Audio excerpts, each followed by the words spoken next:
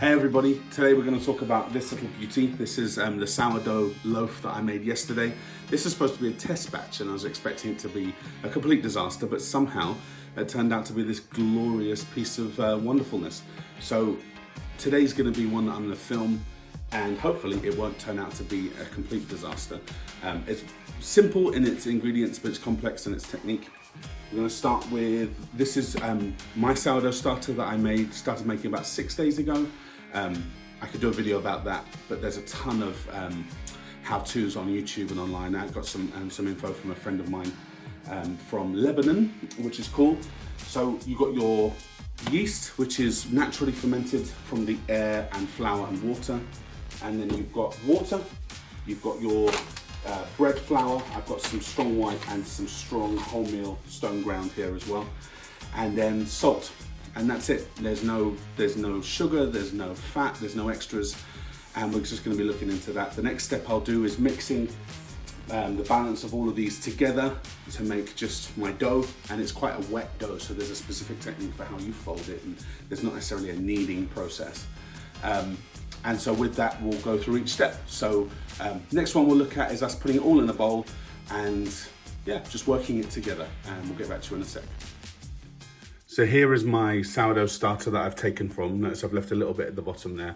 So what I'll do is I'll feed that in a minute. We've just fed this little pickle, haven't we, kid? Haven't we? Yes, we have.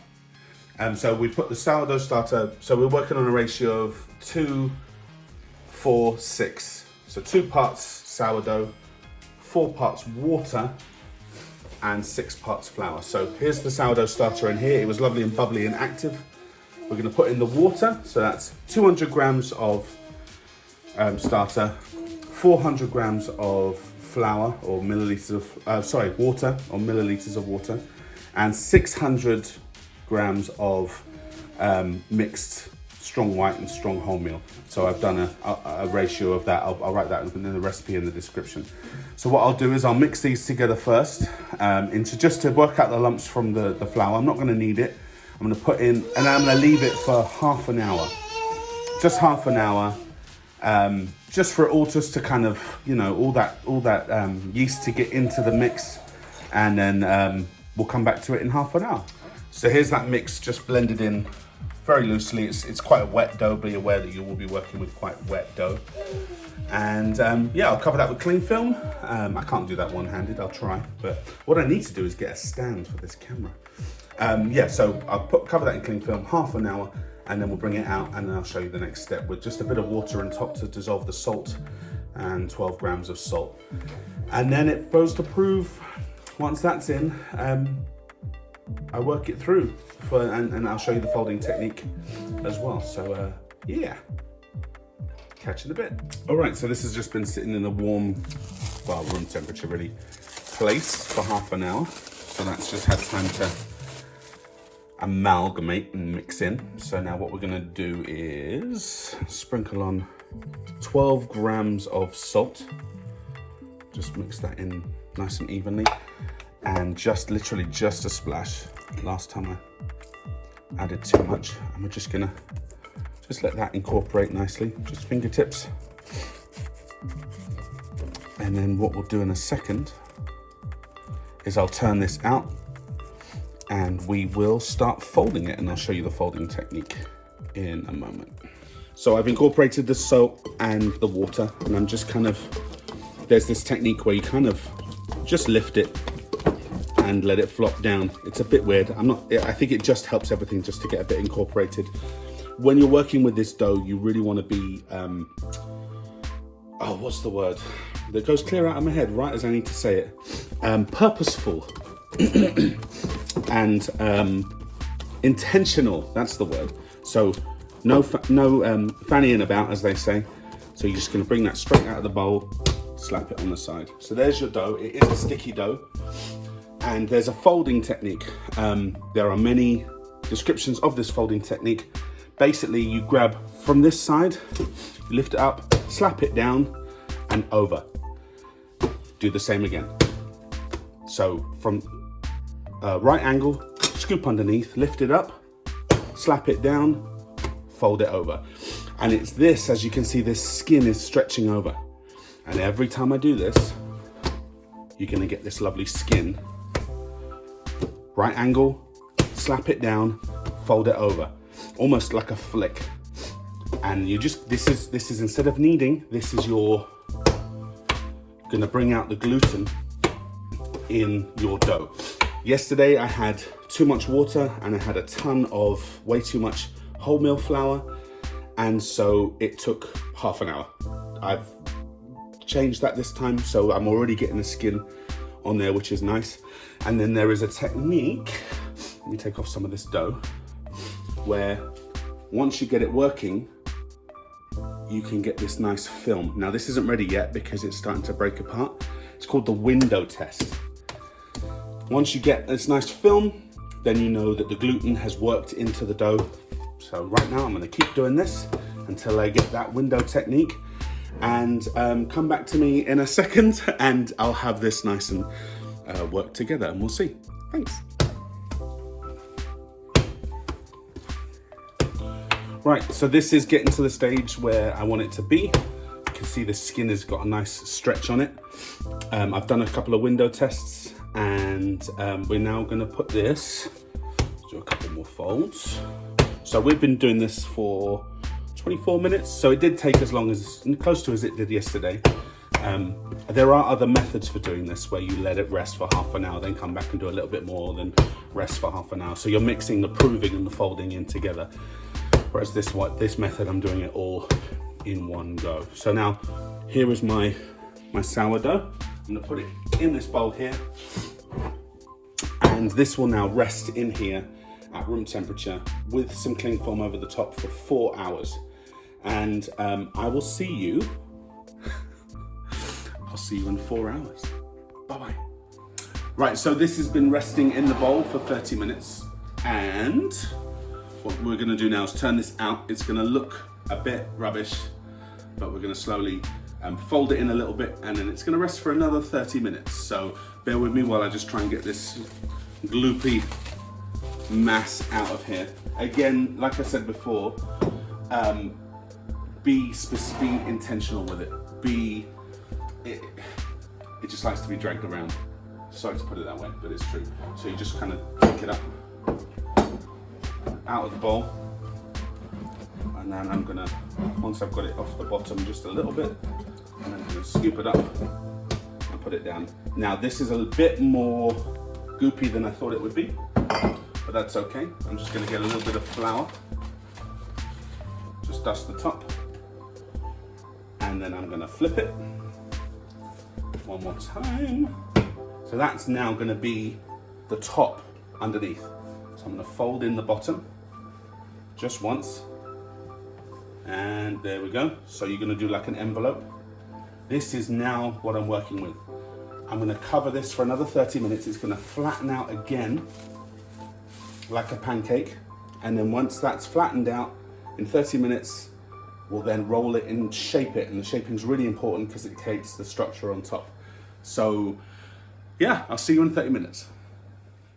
Right, so now this is rested for half an hour, dusted it with flour. This is the top, but I'm about to flip it over, so it'll become the bottom, but it'll make sense in a second. So we're just gonna grab this all together.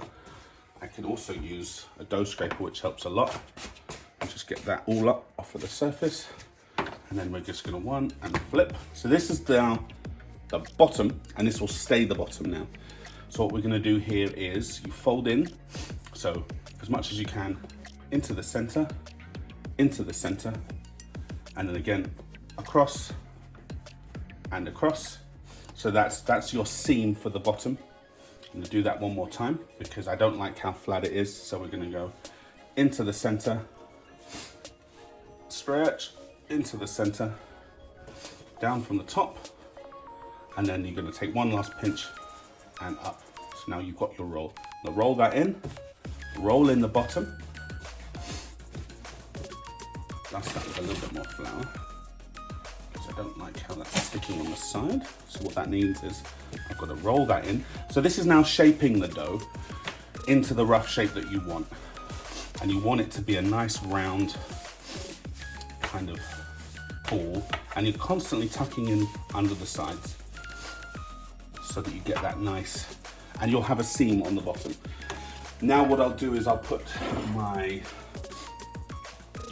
tea towel in my bowl. So this is my proving bowl for the second proof. If I wasn't on a time constraint, I would do this in here for 4 hours. But by the time that would be done, it'd be close to midnight, so we're not going to do that now. So what you want to do is quite liberally dust this, so that way it doesn't stick to the tea towel. And if you have rice flour, apparently that works really well with this too. So again, what I do now is I want to move it against itself. So all of those creases are now tucking underneath. And then I'm going to scoop that up and then put it in the bowl. So now you see all of those seams are in the bottom. That's in there. We're now going to put it to bed. And that's about halfway through. It's quite a long process. So with that now in bed, we'll put that in the fridge overnight. You can do it for 4 hours now or stick it in the fridge. Actually, apparently it helps it hold its tension more when it's in the fridge. So fridge overnight, and then we'll take it out in the morning and we will get the oven ready for the bake. So yeah, we'll put this one to bed and into the fridge. Right, so our dough has been in the fridge overnight, over there somewhere, and proving, and it's come up lovely. So what we're gonna do now is turn it out. We're gonna score it, and I've got, our oven has been preheated to 250 degrees, its highest temperature, and for the last half an hour. The dough has been coming back down in temperature for the last 2 hours, so that's kind of, de-shocking the yeast in there, so you get a bit more of a rise. And then we're gonna put it into the Dutch pot, which is a heavy cast iron pan with a heavy lid. And yeah, that's gonna hold in all the moisture, hold in all the humidity, and give you that lovely chewy, crisp crust. So if we're gonna take this now, where it's been rising, you see it's lovely and fluffy. It's probably risen, I don't know. It's lighter than the one I did yesterday. So like I said, this is all learning. We're just gonna see how this goes. And also, it's a bit more jiggly than I was expecting. So let's see.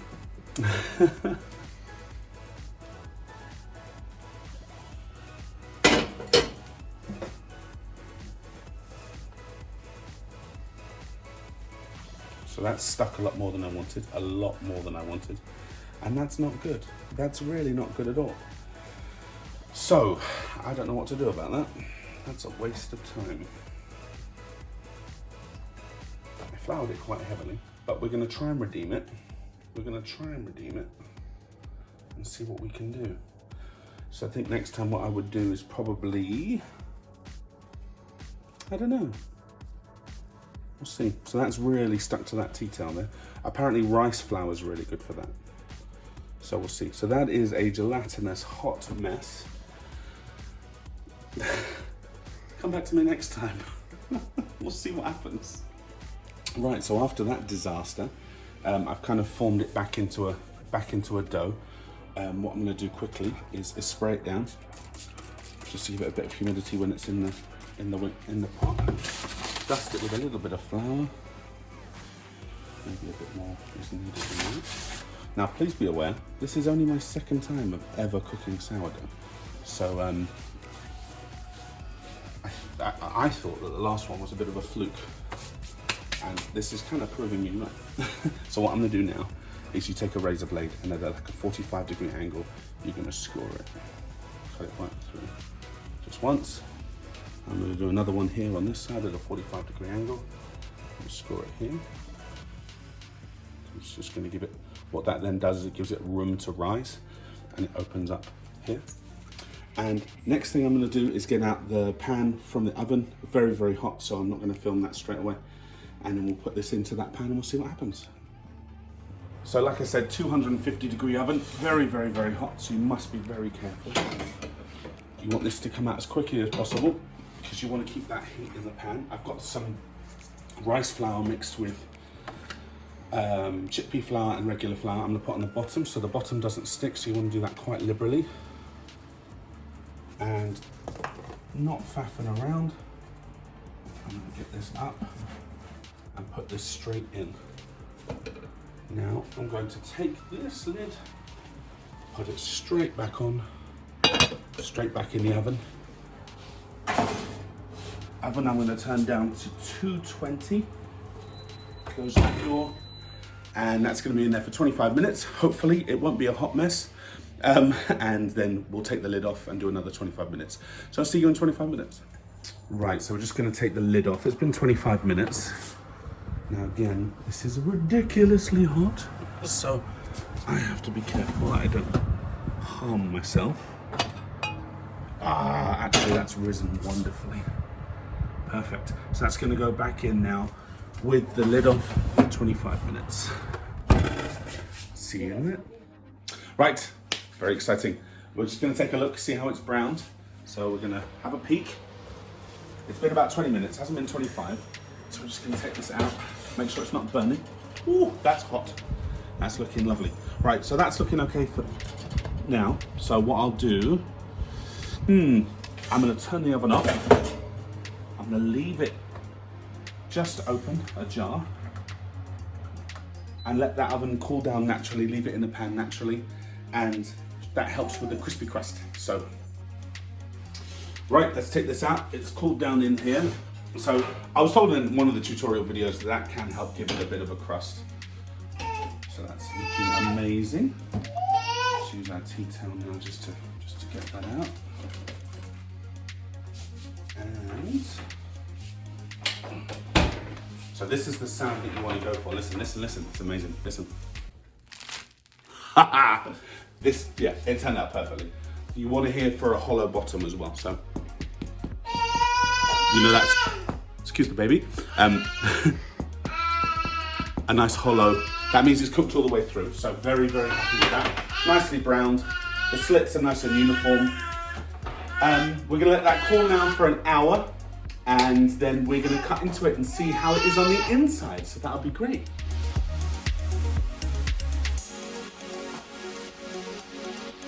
Right, so this is now cooled down nicely. It's nice and ready to go. So we're just gonna cut it in half. And this is the big reveal for the inside. Let's see how that looks. Excuse the cutting, I'm doing it for effect.